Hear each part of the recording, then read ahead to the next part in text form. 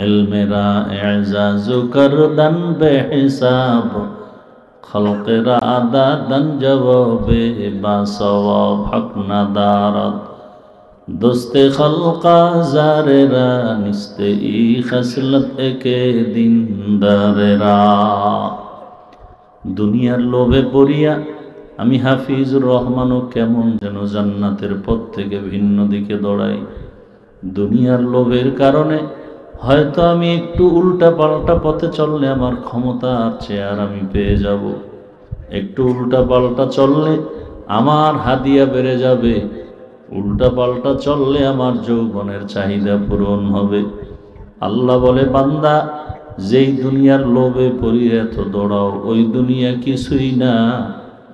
গত শুক্রবার চোখ দিয়া তাকায় দেখছো, যদি আমি আর একটু ধমক দিতাম, জমিনটা যদি আর 5-10 সেকেন্ড গরম বানায় দিতাম, কেমন যেন এই দেশের মানুষ আর বাঁচার উপায় ছিল না। আল্লাহ বলেন, আমি বুঝাই দিলাম এই জমিনে বাহাদুরি আমি আল্লাহ ছাড়া আর কারো করার কোনো অধিকার নাই। ও বান্দা মাথা নত কর, আমি আল্লাহর দিকে ফিরে আয়। গুনাহ যত বাড়বে ততই আযাব বাড়বে, গজব বেড়ে যাবে। আজ আমি যতই বয়ান করি, ও আমার কলিজার যুবক বাবা, কয়দিন আর দুনিয়ায় বাঁচবা, চোখের সামনে কত যুবকের লাশ। তোমাদের নোয়াখালীর কথা কি ভুলিয়ে গেছো? মাত্র বেশি দিন হয় নাই এই নোয়াখালীর জমিনে আমি তখন বাইতুল্লাহর সফরে ছিলাম। বিদেশ থেকে আসছে যুবক, এয়ারপোর্ট থেকে গাড়িতে উঠে বাড়িতে রওনা। গাড়ির মধ্যে পরিবারের সন্তান সব বসা, কত আনন্দ। স্বর্ণ অলংকার টাকা নিয়ে আসছে। বাড়ি যাওয়ার আগে আগে পানির মধ্যে গাড়ি পড়ে গেল, স্ত্রীও চলে গেল, সন্তান চলে গেল। ওই আল্লাহর বান্দা মিডিয়ার সামনে হাউমাউ করে কান্না করে। মানুষ বিবাহ করিয়া খেয়ে না খেয়ে পরিবার নিয়ে এক জায়গায় থাকার একটা শান্তি আলাদা, আমি তো তাও পেলাম না। বিদেশ গিয়া টাকা কামাই করে আজ আমি বড় আনন্দের নিয়তে আসছি, কিন্তু আজ আমার কপাল কেন এত খারাপ? আমার হাতের উপরে আমার কলিজার বাচ্চাটা মরিয়া গেল, আমার চোখের সামনে স্ত্রী চলে গেল। আমি এখন এই টাকা পয়সা নিয়ে কোন ঘরে যাব? যেই ঘরে যাব ওই ঘরের বাতি যিনি দিবে সে দুনিয়ায় এখন আর জিন্দা নাই। কে আমাকে একটু আব্বু বলে ডাক দিবে, আমার কলিজা ঠান্ডা হয়ে যাবে।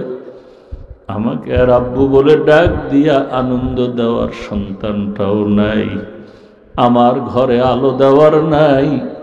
ও যুবক, তোমার মতো কত যুবক কবরে চলে গেল। কয়দিন আর গুনার বাহাদুরি করবা? জীবনে শখ লাগায় তো গুনাহ কম করো নাই। কত আলেমদের বয়ানকে তুমি ডিনাই করেছো, বলো না আমি নামাজ পড়বো না, হুজুরদের বয়ানও আর শুনবো না। মনের আশা পূরণ করে দাড়ি কম কাটো নাই, নামাজ কম সারো নাই, বেপরদায় কম চলো নাই, মা বাবারে কষ্ট কম দাও নাই রে বাবা। এভাবে কয়দিন আর চলবে বলো? আজরাইল আসলে কি নিয়ে হাজির হইবারে বাবা? এখনো সময় আছে, তওবা করো। আরে তোমার লাইনের কত যুবক আবার তাকায় দেখো, আজান হলে পাগলের মতো হয়ে যায় নামাজ আদায় করার জন্য। স্কুলে পড়ে, কলেজে পড়ে, নামাজ ছাড়ে না, বেপরদায় চলে না, চাকরি করে, ব্যবসা করে, নামাজ পড়ে। তুমি কেন পারবা না রে বাবা? পর্দার আড়ালের মা বোনেরা আল্লাহর কাছে তওবা করেন। আপনার মতো কত মা কত বোন এখনো আছে পর্দা করে, স্বামীর মাল হেফাজত করে, মোবাইলে সময় নষ্ট করে না, নামাজ ছাড়ে না, আল্লাহর হুকুম মতো চলার চেষ্টা করে। মা আপনারা কেন পারবেন না? এখনো সময় আছে যুবক বাবা ও বৃদ্ধ বাবাজি, পর্দার আড়ালের মা বোনেরা। গুনাহ তো জীবনে কম করি নাই, দুনিয়ার লোভে পড়ে গুনাহ করেছি।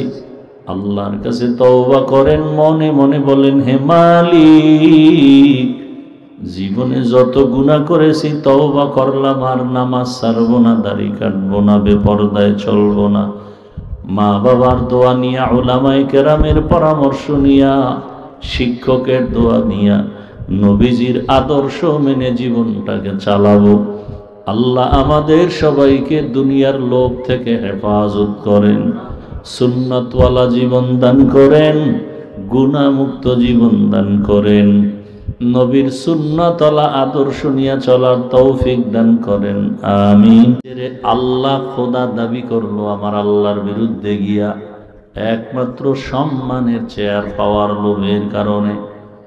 কারুনের মতো বেঈমান টাকার লোভে পড়িয়া যাকাত থেকে অস্বীকৃতি জানায়া আল্লাহর নবী মূসার বিরুদ্ধে চলে গেল। আমাদের দেশের একজন নারী MBBS ডাক্তার তাসলিমা নাসরিন আল্লাহকে জালেম বলে গালি দিয়েছে একমাত্র যৌবনের লোভে পড়ে। তাহলে যত বড় হিসাব হোক, উল্টা পাল্টা দেখবেন এই তিনটার কোনো একটা আটকায় গেছে, হয়তো সম্মানের চেয়ার ছুটে যায়। এই জন্য দেখবে সকালের কথা আর বিকালের কথায় কোনো মিল নাই। কি ঘুমের আগে এক আওয়াজ, ঘুম থেকে উঠিয়া ভিন্ন আওয়াজ। সম্মানের চেয়ারটা পাওয়ার জন্য আমার চেয়ারম্যানের চেয়ারের কত জানি মূল্য, MP সাহেব হতে পারলে আমার কত দাম। কিন্তু একজন আলেম যদি চিন্তা করে, আর এই যে কত MP কত মন্ত্রী যাদেরকে পুলিশ র্যাব স্যালিউট দিত, আজকে তাদের খবর নাই, তাদের চেয়ারের মেয়াদ শেষ। আর আল্লাহ আমাদের কোরআনের বরকতে যে চেয়ারে বসাইছেন, এই চেয়ারের কোনো মেয়াদি নাই। আছে? সবাই কিন্তু টেনশনে আছে। একদল ঘুমের মধ্যেও টেনশন, কিন্তু আল্লাহ যাদের সম্মান দান করেছে এদের কোনো পেরেশানি নেই, কোনো টেনশন নাই। আছে? কোনো টেনশন নাই। আমার ইমামতি থাকবে না না থাকবে সে কোনো চিন্তাও আমার ভেতরে নাই, কারণ আমি একটাই নিয়ত অন্তরে নিয়েছি, আমার রিজিক আমার আল্লাহ দেয়, আমার চেয়ার দেয় না। দুনিয়ার মানুষ টাকা দিয়ে সম্মান কিনে, আর একটা সম্মান আল্লাহ দান করেন। টাকা দিয়ে যারা সম্মান কিনে, সামনে নির্বাচন আসতেছে, টাকাও রেডি করতেছে, সম্মান কিনবে ভোর রাতে। আর একদল নিমক হারাম পায়খানা খোরেরা, ওরা বসে আছে কিসের তাবলিগ ওয়ালা পীরের মুরিদ, ভোট বিক্রি করে রাতের বেলা পচা পায়খানার নামে টাকা খাবে, বসে আছে অপেক্ষায় কবে আসবে নির্বাচন। এরকম হারামখোর নাই? এই হারামখোরেরা অপেক্ষায় আছে কোন দিন নির্বাচন আসবে আর ওই উপলক্ষে টাকা পাবো আর খাবো। এই টাকা খাইয়া একদল সম্মান দিয়ে দিবে, আমার লাগবে না তুই নাও। তো টাকা দিয়া সম্মান কিনলে কি হয়? বলে টাকা দিয়া সম্মান কিনলে প্রথমে ফুলের মালা, ফাইনালে জুতার মালা। আর আল্লাহ যাকে সম্মান দান করবেন, ওই বান্দা দুনিয়ায়ও বাদশাহ, পরকালেও বাদশাহ। মহামারী করোনার দিয়ে তাকায় দেখেন, এত বিশাল এক প্রলয়ঙ্কারী মহামারী করোনা, ভুলে গেছেন? স্কুল কলেজ ভার্সিটি সব বন্ধ বন্ধ বন্ধ, সব বন্ধ। আপনাদের জানা থাকলে সত্যটা স্বীকার করে সাপোর্ট দেন। ওই সময় কিন্তু কোরআনের একটা মাদ্রাসাও বন্ধ হয় নাই। কি মনে আছে? আরো কত কথা। ওই সময় দেখছেননি মাস্ক লাগায় সন্তান বসে আছে, করোনা কারো কাছে যায় না। বাবারে করোনা আক্রান্ত করেছে, শিক্ষিত দুই কুলাঙ্গার সন্তান মাস্ক লাগায় বসে আছে, কাছে যায় না, মরার ভয়। এক পর্যায়ে বাবা করোনায় মরে গেছে, সন্তান এলাকার লোকেরে বলে, গরিবদের বলে টাকা নাও, বাবার লাশটা রাস্তায় ফেলে দাও। লাশটা রাস্তায় ফেলে দিল, দরওয়াজা জানালা লক করে সন্তানরা থাকলো, একবারও তাকায় দেখে নাই বাবার লাশটা কুকুর খেলো নাকি জানাজা হলো। ওই সময় আমার দেশের শত শত করোনার লাশ, আমার দেশের কিছু পুলিশ ভাইরা আর সিংহবাগ ওলামায়ে কেরাম টুপিওয়ালারা ওই লাশগুলো নিজেদের কাঁধে নিয়া গোসল করায়, কাফন পরায়, জানাজা পড়ায় কবরে রাখলেন। একজন টুপিওয়ালা হুজুরেও করোনায় মরে নাই। আচ্ছা বলেন তো, সরকারি বেসরকারি চাকরি যারা করেন, ডিউটি দৈনিক কত ঘন্টা বলেন? বেতন কত মাসে? নিম্নে 20,000। টেবিলের নিচে আরো কত মুক্ত তো আছেই। কি সারা দুনিয়ায় না থাকলেও সোনার বাংলায় আছে। এটা ধরতে পারলেই আঙ্গুল ফুলে কলা গাছ। কথা ঠিক না? তাহলে 8 ঘন্টা ডিউটি করে, বেতন নিম্নে 20,000, টেবিলের নিচে হারাম সুয়ারের অভাব নাই। এবার বলেন, আপনাদের অঞ্চলে যে মসজিদগুলোতে ইমাম সাহেবরা কাজ করে, কত ঘন্টা ডিউটি? সত্য কথা বলতে ভয় পাইতেছেন? কয় ঘন্টা? বেতন নিম্নে কত? হ্যাঁ,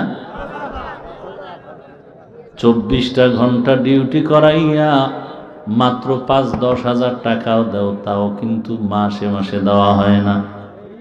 হয় ঠিক মতো দেওয়া হয় না, তাও আবার রিমান্ডের মধ্যে রাখে। ইমাম সাহেব কেমন যেন এক ওয়াক্ত নামাজে না থাকলে রিমান্ডের শাস্তি শুরু হয়ে যায়। জহুরে নাই, আসরের সময় রিক্সাওয়ালা কয় কইছিলেন? হুজুর কয় কে তুমি? বলে রিক্সা চালাই। তো পাওয়ার কেন? বলে 5 টাকা মাসে বেতন দেই। এরকম বেয়াদব আছে না নাই? 24টা ঘন্টা ডিউটি করার পর মাত্র 5-7 হাজার টাকা বেতনে কাজ করিয়াও কোনদিন কোন ইমাম জুমার মসজিদে কি বলছে? বেতনের স্কেল যদি 30,000 না করো, আসর থেকে সূরাগুলো উল্টা পড়া হবে। কারোর সাথে খারাপ আচরণ, কমিটিরে বলছে মানববন্ধন হবে, বেতন বাড়াও না কেন? কোনদিন কিছু বলে নাই, বরং দিল খুলিয়া মোনাজাত দিয়ে কাঁদে, ও দয়ার মালিক, এলাকায় শান্তি দাও, কবরওয়ালাদের মাফ করে দাও, ব্যবসায়ীদের বরকত দাও, অসুস্থ রোগীদের সুস্থ বানায় দাও। এরপরেও যারা বলে হুজুরেরা খারাপ, আমি বলি ওর বংশের 14 পুরুষের রক্ত খারাপ। ইলমেরা এজাজু করদান বেহিসাব, খলকেরা আদাদান জবাবে বাসওয়াব, হক নাদারত দোস্তে খলকা জারেরা, নিস্তে ই খসলত একে দিনদারেরা। দুনিয়ার লোভে পড়িয়া আমি হাফিজুর রহমানও কেমন যেন জান্নাতের পথ থেকে ভিন্ন দিকে দৌড়াই। দুনিয়ার লোভের কারণে হয়তো আমি একটু উল্টা পাল্টা পথে চললে আমার ক্ষমতা আর চেয়ার আমি পেয়ে যাব, একটু উল্টা পাল্টা চললে আমার হাদিয়া বেড়ে যাবে, উল্টা পাল্টা চললে আমার যৌবনের চাহিদা পূরণ হবে। আল্লাহ বলে, বান্দা, যেই দুনিয়ার লোভে পড়িয়ে এত দৌড়াও, ওই দুনিয়া কিছুই না। গত শুক্রবার চোখ দিয়ে তাকায় দেখছো, যদি আমি আর একটু ধমক দিতাম, জমিনটা যদি আর 5-10 সেকেন্ড গরম বানায় দিতাম, কেমন যেন এই দেশের মানুষ আর বাঁচার উপায় ছিল না। আল্লাহ বলেন, আমি বুঝাই দিলাম, এই জমিনে বাহাদুরি আমি আল্লাহ ছাড়া আর কারো করার কোনো অধিকার নাই। ও বান্দা, মাথা নত কর, আমি আল্লাহর দিকে ফিরে আয়। গুনাহ যত বাড়বে ততই আযাব বাড়বে, গজব বেড়ে যাবে। আজ আমি যতই বয়ান করি, ও আমার কলিজার যুবক বাবা, কয়দিন আর দুনিয়ায় বাঁচবা? চোখের সামনে কত যুবকের লাশ। তোমাদের নোয়াখালীর কথা কি ভুলিয়ে গেছো? মাত্র বেশি দিন হয় নাই এই নোয়াখালীর জমিনে আমি তখন বাইতুল্লাহর সফরে ছিলাম। বিদেশ থেকে আসছে যুবক, এয়ারপোর্ট থেকে গাড়িতে উঠে বাড়িতে রওনা। গাড়ির মধ্যে পরিবারের সন্তান সব বসা, কত আনন্দ। স্বর্ণ অলংকার টাকা নিয়ে আসছে, বাড়ি যাওয়ার আগে আগে পানির মধ্যে গাড়ি পড়ে গেল, স্ত্রীও চলে গেল, সন্তান চলে গেল। ওই আল্লাহর বান্দা মিডিয়ার সামনে হাউমাউ করে কান্না করে, মানুষ বিবাহ করিয়া খেয়ে না খেয়ে পরিবার নিয়ে এক জায়গায় থাকার একটা শান্তি আলাদা, আমি তো তাও পেলাম না। বিদেশ গিয়া টাকা কামাই করে আজ আমি বড় আনন্দের নিয়তে আসছি, কিন্তু আজ আমার কপাল কেন এত খারাপ? আমার হাতের উপরে আমার কলিজার বাচ্চাটা মরিয়া গেল, আমার চোখের সামনে স্ত্রী চলে গেল। আমি এখন এই টাকা পয়সা নিয়ে কোন ঘরে যাব? যেই ঘরে যাব ওই ঘরের বাতি যিনি দিবে সে দুনিয়ায় এখন আর জিন্দা নাই। কে আমাকে একটু আব্বু বলে ডাক দিবে? আমার কলিজা ঠান্ডা হয়ে যাবে। আমাকে আর আব্বু বলে ডাক দিয়া আনন্দ দেওয়ার সন্তানটাও নাই, আমার ঘরে আলো দেওয়ার নাই। ও যুবক, তোমার মতো কত যুবক কবরে চলে গেল। কয়দিন আর গুনার বাহাদুরি করবা? জীবনে শখ লাগায় তো গুনাহ কম করো নাই। কত আলেমদের বয়ানকে তুমি ডিনাই করেছো, বলো না আমি নামাজ পড়বো না, হুজুরদের বয়ানও আর শুনবো না। মনের আশা পূরণ করে দাড়ি কম কাটো নাই, নামাজ কম সারো নাই, বেপরদায় কম চলো নাই, মা বাবারে কষ্ট কম দাও নাই রে বাবা। এভাবে কয়দিন আর চলবে বলো? আজরাইল আসলে কি নিয়ে হাজির হইবারে বাবা? এখনো সময় আছে, তওবা করো। আরে তোমার লাইনের কত যুবক আবার তাকায় দেখো, আজান হলে পাগলের মতো হয়ে যায় নামাজ আদায় করার জন্য। স্কুলে পড়ে, কলেজে পড়ে, নামাজ ছাড়ে না, বেপরদায় চলে না, চাকরি করে, ব্যবসা করে, নামাজ পড়ে। তুমি কেন পারবা না রে বাবা?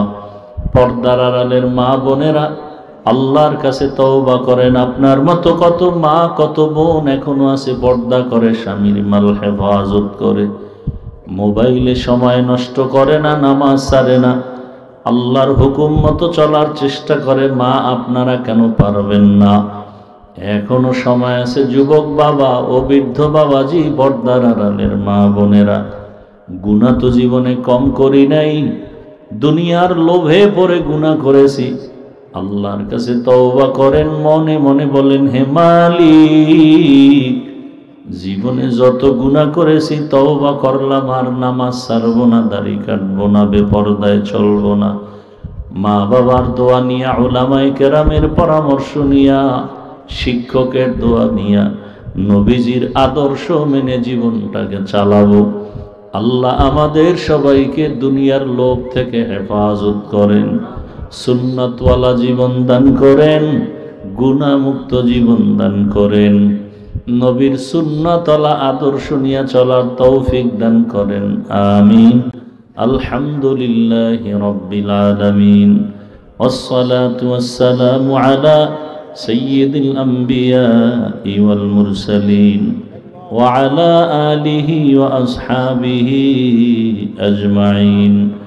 ইয়া আরহামার রাহিমিন, ইয়া আরহামার রাহিমিন, ইয়া আরহামার রাহিমিন। রব্বিরহামহুমা কামা রব্বায়ানি সগীরা। আল্লাহুম্মা ইন্নাকা আফুউন কারীম, তুহিব্বুল আফওয়া ফা'ফু আন্না। আল্লাহুম্মা ইন্না নাসআলুকা রিযাকা ওয়াল জান্নাহ ওয়া নাউযু বিকা মিন সাখাতিকা ওয়ান নার। اللهم إنا نعوذ بك من البرص والجنون والجذام وسيء الأسقام.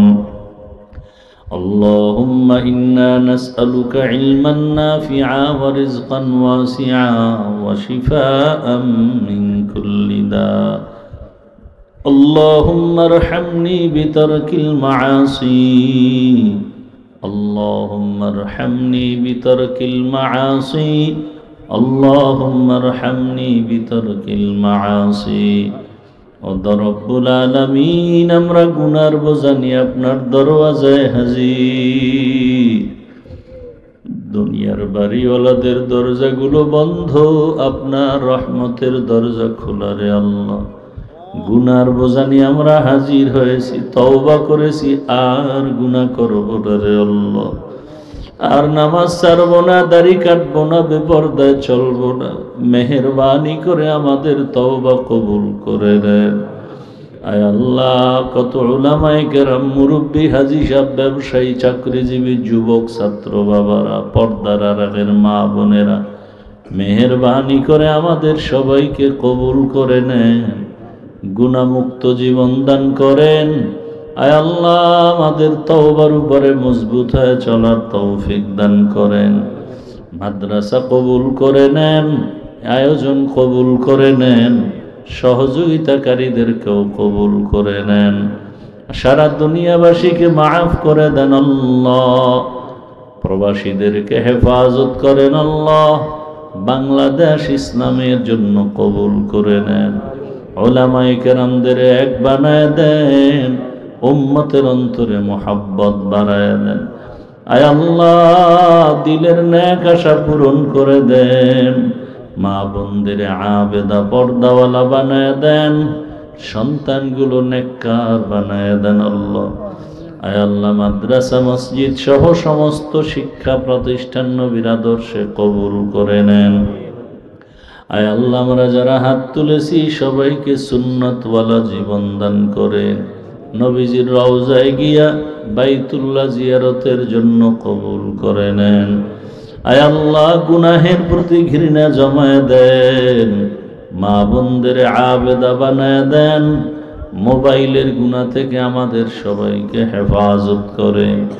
আমরা যারা হাত তুলেছি জানি না এখানে কারা ইয়াতীম, বাবা বলে ডাক দিতে পারবে না, কে যেন মা হারা বড় অসহায়। আয় আল্লাহ, যার মা বাবা মুরব্বীরা দুনিয়ায় নাই, সবাইকে জান্নাত দান করেন। যারা বেঁচে আছেন হায়াত বাড়ায় দেন। আয় আল্লাহ, আমাদের মাঝে যারা অসুস্থ, কুদরতের দ্বারা সুস্থ করে দেন আল্লাহ। আপনার মতো বড় ডাক্তার কেউ নাই, কুদরতের দ্বারা সুস্থ করে দেন আল্লাহ। আয় আল্লাহ, দ্বীনের নিসবতে আওয়াজে কথায় রুহানিয়াতে স্পষ্টতার রব বাড়ায় দেন আল্লাহ। আয় আল্লাহ, চলার পথে ইজ্জতের সাথে হেফাজত করে আমাদের জান মালাহাল, পরিবার, বাড়ি গাড়ি কুদরতের দ্বারা সব বিপর্যয় থেকে হেফাজত করেন। ইজ্জতের জীবন দান করেন। রিয়া হাসাদ কিবির দূর করে ইখলাস দান করেন। আয় আল্লাহ, নবীজির মুহাব্বত আমাদের কবুল করে নেন। সারা দুনিয়ায় খেদমতের জন্য কবুল করে নেন।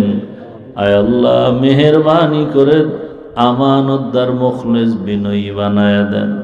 সাবিরিন, শাকিরিন, জাকিরিনদের অন্তর্ভুক্ত বানায় দেন। ইলম, হিকমত, আমলে বরকত বাড়ায় দেন। জাহিরি বাতিনি দুশ্মনের মোকাবেলায় বিজয় দান করেন। মুখালিফের মুওয়াফিক বানায় দেন। মুহিব্বিন, মুতাআল্লিকিনদের দিলের নেক আশা পূরণ করে দেন। নবীজির মুহাব্বতে আমাদের সকলের দোয়া কবুল করে নেন। সাল্লাল্লাহু তাআলা আলা খাইরি খালকিহি মুহাম্মাদ ওয়া আলিহি ওয়া আসহাবিহি আজমাইন। আমিন আমিন আমিন বিরহমাতিকা ইয়া আরহামার রাহিমিন।